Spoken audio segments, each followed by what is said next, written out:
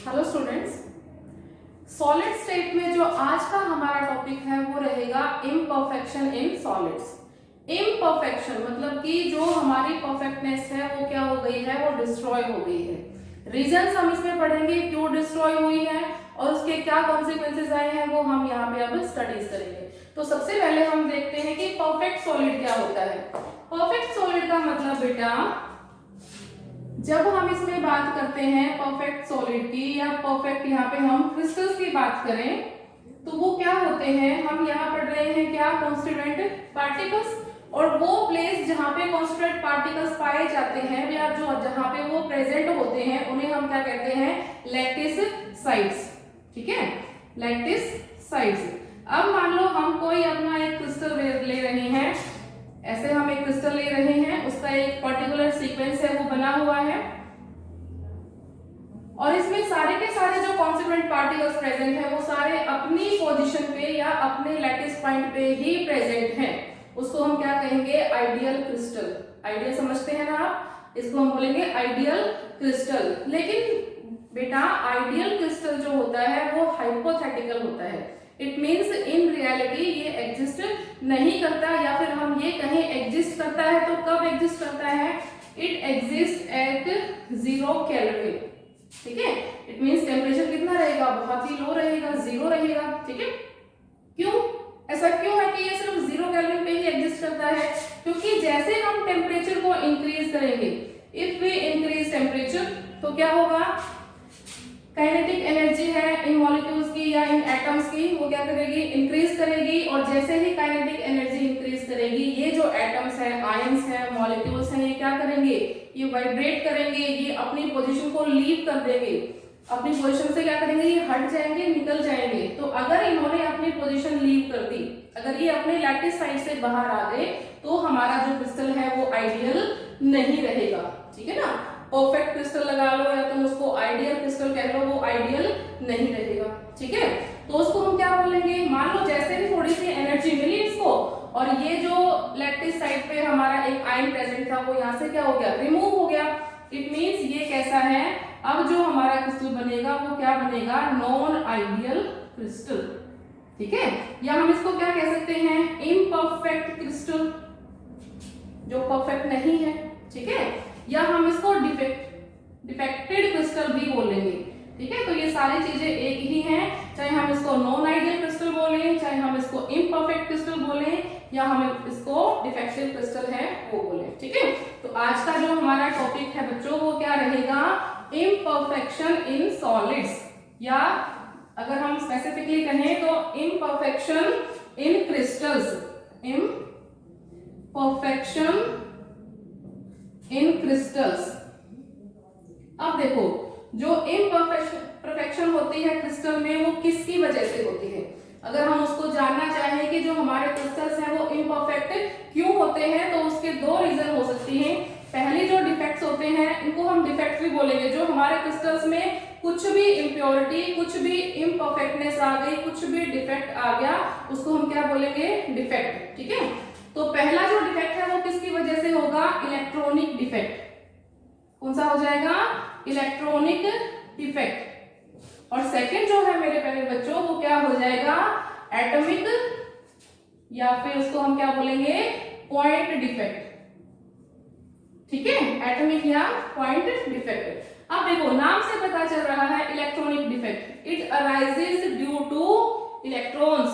ठीक है, ये इलेक्ट्रॉन्स की वजह से अराइज होता है। इलेक्ट्रॉन्स की वजह से कैसे अराइज होगा, मान लो हमारा कोई क्रिस्टल है, ठीक है, उस क्रिस्टल को हमने क्या दे दिया, एनर्जी दे दी, थोड़ी सी हीट किया उसको हमने।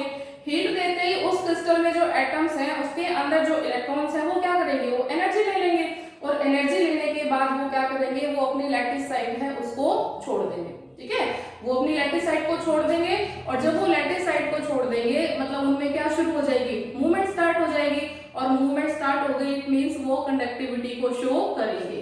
ठीक है, कंडक्टिविटी क्यों होती है, due to movement of electrons या due to movement of ions, या तीसरा क्या हो सकता है, due to movement of holes. Holes positive charge जो होते हैं ना, होल्स को हम पॉजिटिव बोलेंगे, और जो इलेक्ट्रॉन्स है उनको हम क्या बोलेंगे, नेगेटिव बोलेंगे। अब देखो इसका मतलब जो इलेक्ट्रॉनिक डिफेक्ट डिफेक्ट्स है, इसको हम और क्या कह सकते हैं, थर्मल डिफेक्ट। क्यों, किसकी वजह से अराइज हो रहे हैं, ये टेम्परेचर की वजह से अराइज हो रहे हैं, इसलिए हम इनको क्या बोलेंगे, थर्मल डिफेक्ट्स। ठीक है। अब जो ये इलेक्ट्रॉनिक डिफेक्ट हैं ये बिहेव करते हैं as semiconductors. It means semiconductors, पता है आपको क्या होते हैं semiconductors? Semiconductors, they lies between insulator and conductors.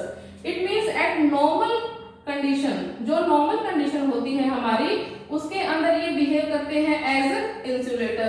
It means उस टाइम ये क्या होते हैं, insulator होते हैं।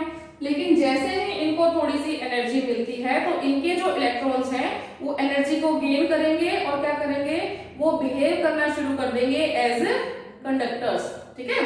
तो इसमें जो आएगा रेंज वो आएगी हमारी सेमीकंडक्टर्स की, और इसमें मूवमेंट अगर या इलेक्ट्रिसिटी कंडक्ट हो रही है due two electrons negatively charge ions, तो इसको हम बोलेंगे एन टाइप सेमीकंडक्टर।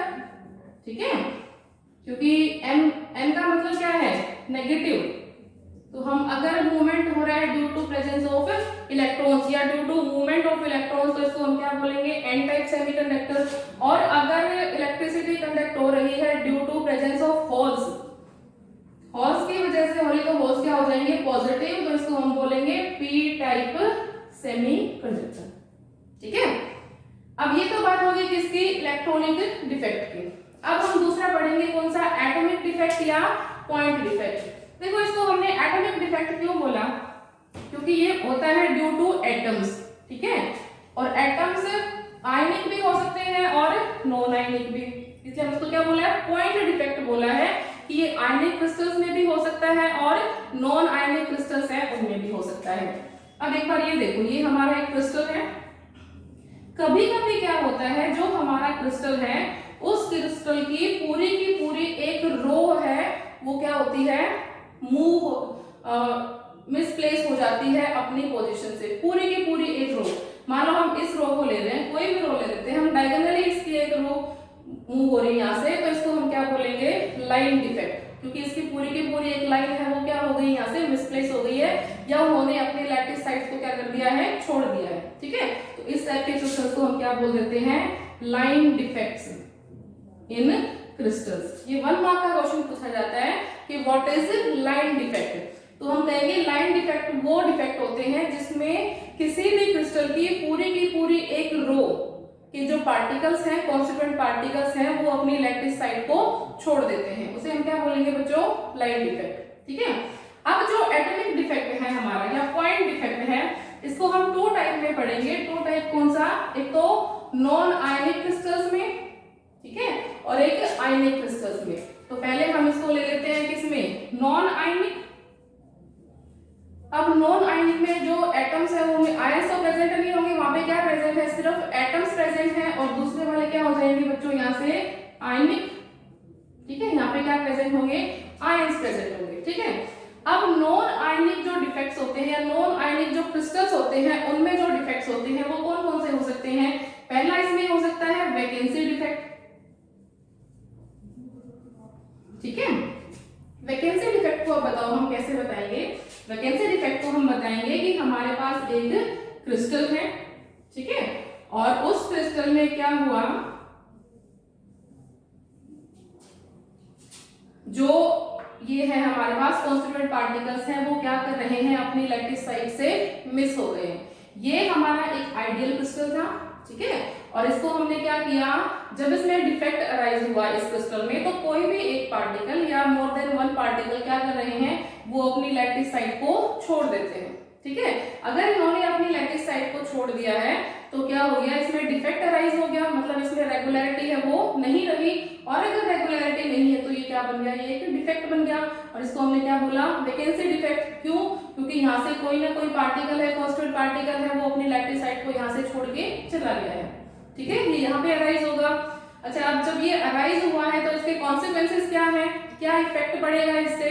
पहली बात, जब ये हमारा क्रिस्टल है, इस क्रिस्टल में से कोई भी कांस्टेंट पार्टिकल यहाँ से रिमूव हो गया है, तो क्या होगा बच्चों, साइज क्या करेगा, या साइज को छोड़ो तो मास क्या करेगा, इसका मास इंक्रीज होगा, डिक्रीज होगा या सेम रहेगा, क्योंकि इसमें से जो 1 मार्क के क्वेश्चन है वो इसी टाइप के बनते हैं कि वैकेंसी डिफेक्ट में जो मास है उस पर क्या इफेक्ट पड़ता है। ठीक है, तो हम अब देखो आप यहाँ से एक जो कांस्टेंट पार्टिकल है वो यहाँ से चला गया है, तो हम कहेंगे मास क्या करेगा, डिक्रीज करेगा। ठीक है, और मास से रिलेटेड फिर क्या हो जाएगी, डेंसिटी। डेंसिटी क्या होती है बच्चों, mass by volume. If mass is decreasing तो डेंसिटी है वो भी क्या करेगी, डिक्रीज ही करेगी। तो हम कहेंगे डेंसिटी है वो भी क्या कर रही है, डिक्रीज कर रही है। ठीक है, कौन सा इफेक्ट है हमारा, ये वैकेंसी डिफेक्ट है। किसके अंदर, नॉन आयनिक क्रिस्टल्स के अंदर। अब हम दूसरा इसमें से लेते हैं, कौन सा, वैकेंसी के साथ साथ इंटरस्टिशियल डिफेक्ट। इसमें सेकंड है हमारे पास इंटरस्टिशियल डिफेक्ट। अब इंटरस्टिशियल साइट होती है वो आपको पता है। ठीक है, कौन सी होती है इंटरस्टिशियल साइट, जैसे ये हमारा अगर कोई क्रिस्टल है और इस क्रिस्टल में क्या प्रेजेंट है, कॉन्स्टिट्यूएंट पार्टिकल्स हैं वो प्रेजेंट है, तो उन कॉन्स्टिट्यूएंट पार्टिकल्स के बीच में जो स्पेस प्रेजेंट है, ये वाले जो स्पेस प्रेजेंट है, इनको हम क्या कहेंगे, इंटरस्टिशियल साइट्स। तो हम ये मानते हैं इन क्रिस्टल्स में कि कोई भी कॉन्स्टिट्यूएंट पार्टिकल्स है वो अपनी जगह छोड़ के उसका जो लैटिस पॉइंट था उसको वो छोड़ देता है और वो कहां चला जाता है, इंटरस्टिशियल साइट पे चला जाता है। ठीक है, मतलब कि उसने अपनी ओरिजिनल पोजीशन है उसको लीव कर दिया है और उस ओरिजिनल पोजीशन को छोड़ के वो कहां चला गया, इंटरस्टिशियल साइट है वहां पे चला जाता है। ठीक है, इसको इसलिए हमको क्या बोला है, इंटरस्टिशियल डिफेक्ट्स। अब वही मास में बताओ क्या इफेक्ट पड़ेगा इसका, और दूसरा क्या है, डेंसिटी। मास में क्या इफेक्ट पड़ा बताओ मुझे, सिर्फ ये पार्टिकल है ये यहां से रिमूव होके यहां से ये जंप करके किसी और पोजीशन पे चला गया है। ठीक है, इट मींस मास पे कोई भी इफेक्ट इसमें नहीं होगा, तो हम कहेंगे मास में नो चेंज। और अगर मास भी चेंज नहीं हो रहा है तो डेंसिटी है उसमें भी क्या रहेगा, नो चेंज। ठीक है, ना मास पे कोई इफेक्ट पड़ेगा और ना ही इसमें डेंसिटी पे कोई इफेक्ट पड़ेगा। ठीक है, नॉन आयनिक क्रिस्टल्स में से हमने दो टाइप के डिफेक्ट्स देखे हैं, वैकेंसी डिफेक्ट और इंटरस्टिशियल डिफेक्ट। वैकेंसी डिफेक्ट वो है जब कोई भी कांस्टेंट पार्टिकल है वो अपनी पोजीशन को लीव करके क्रिस्टल से ही बाहर चला जाता है। ठीक है, और दूसरा कौन सा है, इंटरस्टिशियल डिफेक्ट। इसमें हम क्या कहेंगे कि कांस्टेंट पार्टिकल्स है वो अपने क्रिस्टल के विद ही रहता है, अंदर ही रहता है, लेकिन अपने ओरिजिनल पोजीशन पे नहीं, उसको छोड़ के वो कहां चला जाता है, वो चला जाता है इंटरस्टिशियल साइट के ऊपर। ठीक है, अब दूसरा कौन से हमारे पास, आयनिक क्रिस्टल्स। उन आयनिक क्रिस्टल्स की अगर हम बात करें बेटा, तो आयनिक क्रिस्टल में हम पहले ये पढ़ेंगे कि दो टाइप के होते हैं, एक तो होते हैं स्टोकियोमेट्रिक क्रिस्टल्स, ठीक है, और एक होते हैं नॉन स्टोकियोमेट्रिक। स्टोकियोमेट्रिक क्रिस्टल और एक दूसरे होते हैं नॉन स्टोकियोमेट्रिक क्रिस्टल। अब स्टोकियोमेट्री आपने मैथ में पढ़ी होगी। ठीक है, क्या होती है स्टोकियोमेट्री, जो प्रोपोर्शन होता है किसी भी एलिमेंट्स का जो विजिबल है हमें उतना ही है। मान लो हम किसकी बात कर रहे हैं, NaCl की बात कर रहे हैं। अगर हमारे पास एक क्रिस्टल है NaCl का, तो इसमें हमने क्या कहा था, कोऑर्डिनेशन नंबर Na और Cl का कितना है, 6 है। इट मींस हर एक Na को 6 Cl है वो सराउंड करे होते हैं, और हर एक Cl को कौन 6 Na है वो सराउंड किए होते हैं। दूसरा इसमें सीजियम क्लोराइड था CaCl, इसका कोऑर्डिनेशन नंबर हमने कितना बताया था, 8 बताया था। तो 8 क्लोराइड आयन है वो सीजियम को सराउंड किए होते हैं, और उसी तरह से 8 सीजियम आयन है वो क्लोराइड को भी सराउंड किए होते हैं। ठीक है, इट मींस जो हमें विजिबल हो रहा है वहां पे वही क्या है, इनका एक्चुअल रेशियो है क्रिस्टल के अंदर। ठीक है, इनको हम क्या बोलेंगे, स्टोकियोमेट्रिक क्रिस्टल्स। दूसरे कौन से आएंगे, नॉन स्टोकियोमेट्रिक। आयरन की बात करते हैं हम Fe2O3, या फिर हम ले लें Fe3O4। ठीक है, आयरन के ऑक्साइड्स हैं ये दोनों डिफरेंट। तो इसमें क्या होता है बेटा, जो मेटल है, आयरन जो मेटल है वो कंप्लीट 1:1 की रेशो में यहाँ प्रेजेंट नहीं है, या 1:2 की रेशो में प्रेजेंट नहीं है। ठीक है, मतलब कंप्लीट जो रेशो है उसमें प्रेजेंट नहीं है। तो हम नॉन स्टोकियोमेट्रिक क्रिस्टल्स उनको कहेंगे जिनमें जो मेटल एटम है हमारा वो क्या है, फ्रैक्शंस में प्रेजेंट है। इट मींस 0.90 से लेके अराउंड 0.96 के फ्रैक्शन में, कंप्लीट 1 में प्रेजेंट नहीं है वो, उसका फ्रैक्शन 1 से थोड़ा सा कम हो जाता है, तो ये हम क्या बोलेंगे, नॉन स्टोकियोमेट्रिक क्रिस्टल्स।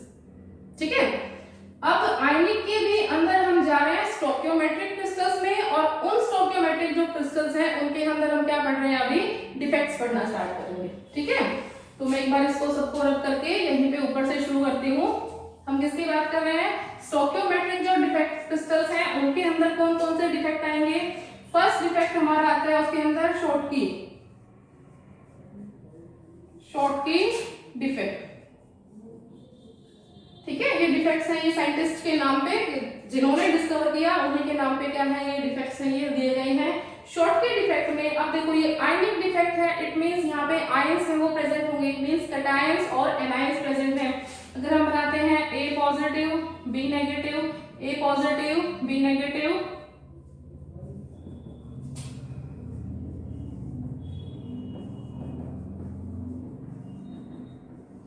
ये हमारा क्या है, एक परफेक्ट क्रिस्टल है। स्टोकियोमेट्रिक डिफेक्ट में हम क्या कहेंगे कि जो हमारा परफेक्ट क्रिस्टल है बेटा, उसमें से क्या हो रहे हैं, equal number of cations and equal number of anions are missing from their lattice side. जितने कैटायन मिस कर रहे हैं उतने क्या मिस करेंगे, एनायन है वो मिस करेंगे, क्योंकि जो हमारा क्रिस्टल होना चाहिए वो इलेक्ट्रिकली न्यूट्रल होना चाहिए। ठीक है ना, तो अगर एक मान लो कोई कैटायन मिस है तो उसको ओवरकम करने के लिए उसकी डेफिशिएंसी को एक एनायन है वो भी वहां से क्या हो जाएगा, मिस हो जाएगा। इट मींस हम ये दिखाएं यहाँ से ये क्या हो गया, रिमूव हो गया है। तो अगर एक एनायन रिमूव हुआ है तो एक क्या होगा, यहाँ से कैटायन है वो भी यहाँ से मिसप्लेस हो जाएगा, वो भी यहाँ से बाहर निकल जाएगा। ठीक है, इसको हमने क्या बोला है, शॉर्टकी डिफेक्ट। ठीक है, ये कब अराइज होता है, ये अराइज होता है when coordination number is high, coordination number कैसा हो, हाई हो। ठीक है, and size of cation is almost equal to size of anion. जब कैटायन का साइज एनायन के ऑलमोस्ट इक्वल होगा तब क्या होगा, इसमें शॉर्टकी डिफेक्ट है वो अराइज होगा। It means cations and anions है वो इक्वल नंबर में अपने लैटिस से क्या करेंगे, बाहर निकल जाएंगे। ठीक है, अब इसमें बताओ, जो हम इसके कॉन्सिक्वेंसेस पढ़ेंगे कि इसके होने से क्या फर्क पड़ेगा, क्या इफेक्ट होगा हमारे क्रिस्टल पे। तो मास बताओ, इसमें मास क्या होगा, इंक्रीज, डिक्रीज या फिर no effect. Constant particles move कर रहे हैं, यहाँ से लैटिस से ही बाहर निकल गए, क्रिस्टल से ही बाहर निकल गए, वो लैटिस से बाहर निकल के वो क्रिस्टल से बाहर निकल गए। इट मींस मास क्या करेगा बच्चों, यहाँ पे डिक्रीज करेगा। ठीक है, और मास डिक्रीज करेगा तो डेंसिटी है वो भी क्या करेगी, डिक्रीज ही करेगी। ठीक है, अच्छा एक और देखो, जो हमने नॉन आयनिक क्रिस्टल्स पढ़े थे उनमें पहला कौन सा था, वैकेंसी डिफेक्ट। इसमें भी क्या हो रहा है, वैकेंसीज क्रिएट हो रही हैं। तो ये भी क्या है, आयनिक जो क्रिस्टल्स हैं उनका वैकेंसी डिफेक्ट ही हुआ, उसी टाइप का। अगर हम दोनों को कंपेयर करेंगे तो ये क्या होगा, उसका वैकेंसी डिफेक्ट ही हो जाएगा। ठीक है, तो शॉर्टकी डिफेक्ट है वो एक वैकेंसी डिफेक्ट है इसमें आयनिक क्रिस्टल्स में। ठीक है, वही सेम आ रहा है, उसमें एटम्स थे वो मिसिंग हो रहे थे, यहाँ पे आयंस हैं वो मिस हो रहे हैं। ठीक है, तो हम इसको क्या बोलेंगे, वैकेंसी डिफेक्ट बोलेंगे। दूसरा इसमें अगर हम बात करना चाहें तो कौन सा आएगा बच्चों, फ्रेंकल डिफेक्ट। सेकंड कौन सा आएगा, फ्रेंकल डिफेक्ट। अब फ्रेंकल जो डिफेक्ट है उसमें क्या है हमारे पास, फिर वही A positive B negative, negative means cation anion, फिर कैटायन फिर एनायन। ठीक है,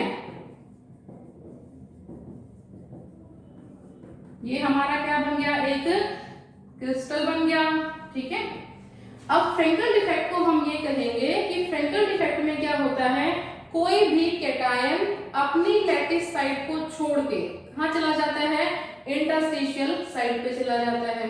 थोड़ा सा रिवाइंड करो, पहले हमने नॉन आयनिक क्रिस्टल्स में पढ़ा था, उसमें क्या था, दूसरे वाला डिफेक्ट कौन सा था, इंटरस्टिशियल डिफेक्ट। उसमें भी क्या हुआ था, कोई भी एटम था वो अपनी लैटिस साइड को छोड़ के कहां चला गया था, इंटरस्टिशियल साइड पे चला गया था। तो इसमें से हम ये कहते हैं कि A पॉजिटिव या जो हमारा कैटायन है वो यहां से रिमूव होके कहां चला गया, यहां पे चला गया। ठीक है, इट मींस जो फ्रेंकल डिफेक्ट है वो उसी की तरह क्या है, एक इंटरस्टिशियल डिफेक्ट है। ठीक है, या हम इसको बच्चों ये बोल देते हैं कि ये है एक डिसलोकेशन डिफेक्ट। कोई भी आयन अपनी जगह से डिसलोकेट होके दूसरी जगह पे चला जाता है, तो इसको हम क्या बोल रहे हैं, डिसलोकेशन डिफेक्ट बोल रहे हैं। ठीक है, कब अराइज होगा ये Frenkel defect? Arises due to, या किन में अराइज होगा? पहली बात तो जिनका कोऑर्डिनेशन नंबर कैसा होना चाहिए, लो होना चाहिए। ठीक है, और दूसरा अब आप ये सोचो कि इसमें क्या हो रहा है, कैटायंस हैं वो मूव कर रहे हैं from their lattice sides, anions क्यों मूव नहीं कर रहे हैं?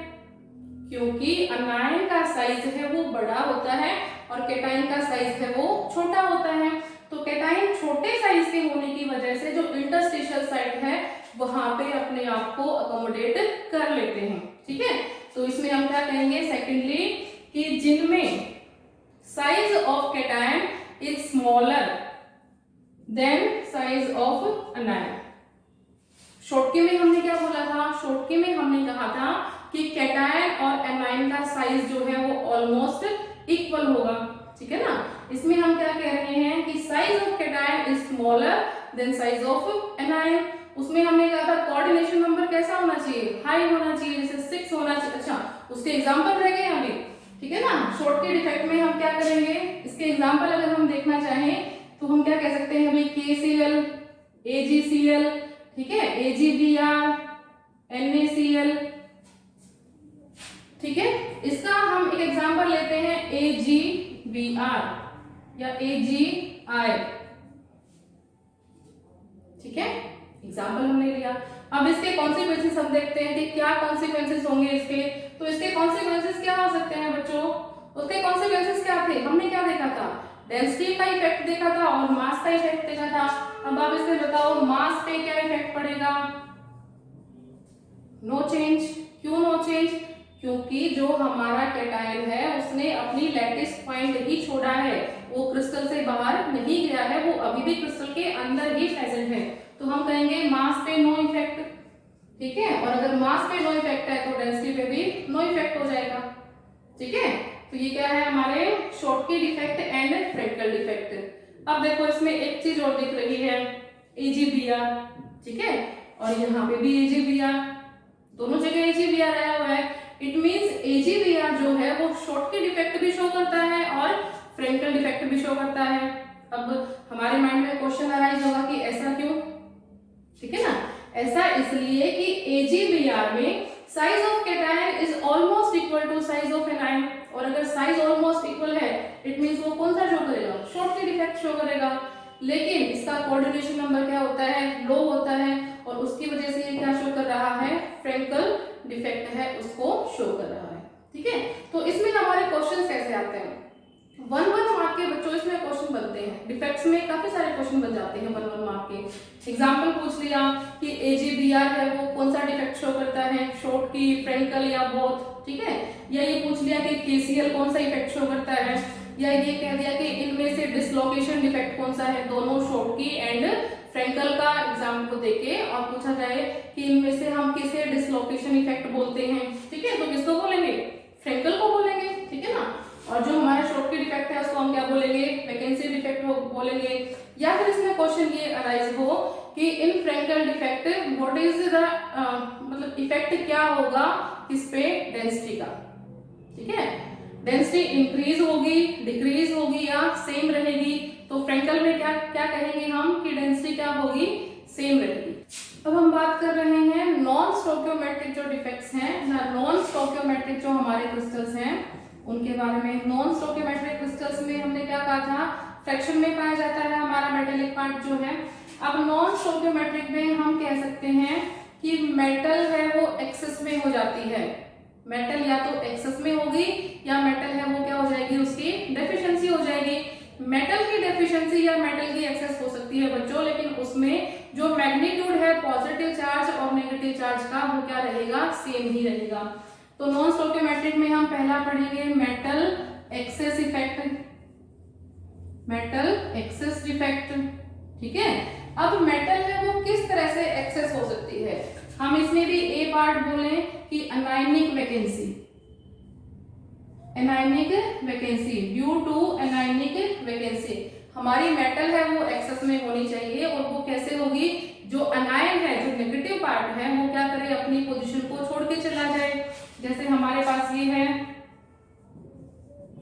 ठीक है, ये हमारा क्या बना रहे हैं, हमें क्रिस्टल बना रहे हैं, और जब वो क्रिस्टल बनेगा तो उसमें हम क्या दिखाएंगे, एक अनायनिक वैकेंसी दिखा देंगे, ए पॉजिटिव बी नेगेटिव, हम इसको बना लेते हैं ऐसे।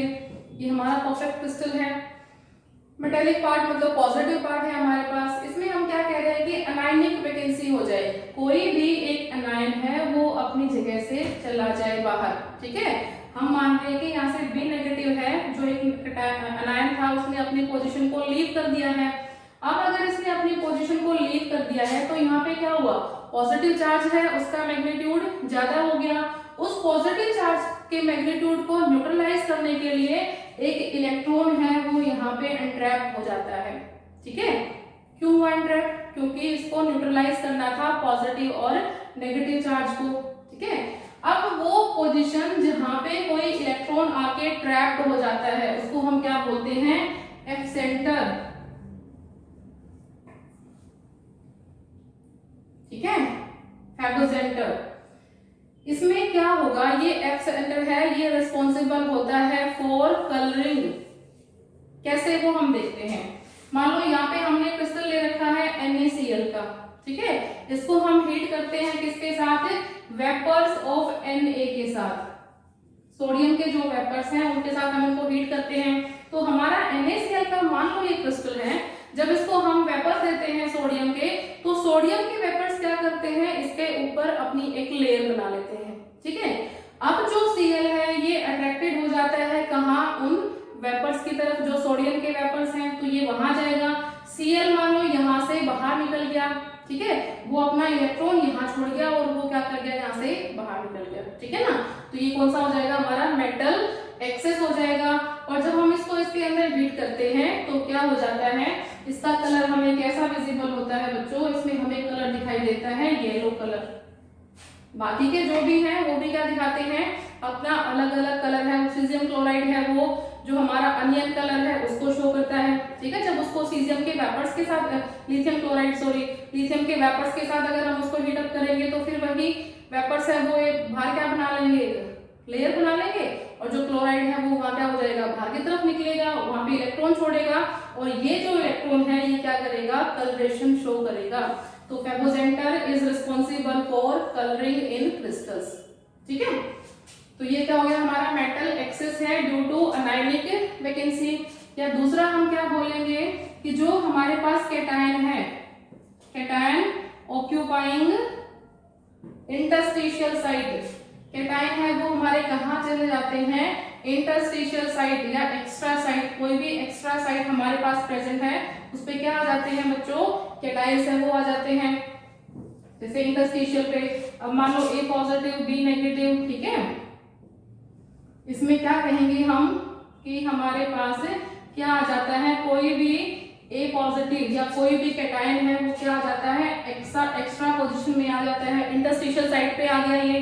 अब इसको फिर से वही न्यूट्रलाइज करने के लिए क्या करना होगा, किसी न किसी इलेक्ट्रॉन को आना पड़ेगा, ठीक है। तो इसको न्यूट्रलाइज करने के लिए इसके एडजेसेंट साइड पे या इसके साथ में कोई इलेक्ट्रॉन है वो भी प्रेजेंट हो जाता है, ठीक है। तो इसमें भी क्या हो रहा है, जो हमारा मेटेलिक पार्ट है वो क्या हो गया है, एक्सेस में हो गया है। ये हो गया हमारे पास क्या, मेटल एक्सेस डिफेक्ट। और दूसरा हम क्या कर सकते हैं, metal deficiency defect. Metal deficiency कब आ सकती है, देखो क्रिस्टल से ही हम इसको समझते हैं। हमारे पास क्रिस्टल है,